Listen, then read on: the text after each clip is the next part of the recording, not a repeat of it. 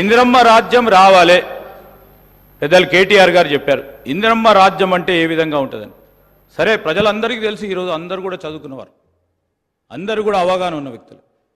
అయినా కానీ ఇందిరమ్మ రాజ్యంలోనే సామాజిక న్యాయం జరిగింది, ఇందిరమ్మ రాజ్యంలోనే పేదవారికి న్యాయం జరిగింది, ఇందిరమ్మ రాజ్యంలోనే ఇల్లు వచ్చినాయి, ఇందిరమ్మ రాజ్యంలోనే భూములు వచ్చినాయి, ఇందిరమ్మ రాజ్యంలోనే పోడు భూములు వచ్చినాయి.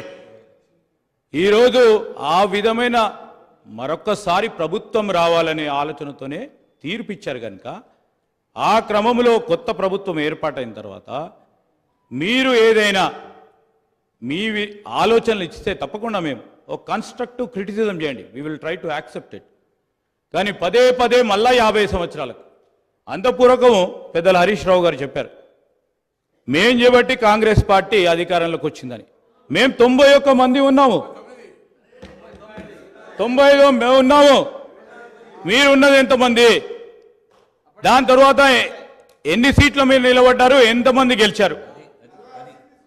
దాని తదుపరి జరిగిన 2000 ఎన్నికల్లో ఎంతమంది మీరు నిలబడ్డారు, ఎంతమంది గెలిచారు? ఇవన్నీ కూడా బేరీజ్ చేసుకోవడానికి మరొకసారి ఒక చర్చ పెట్టండి అధ్యక్ష.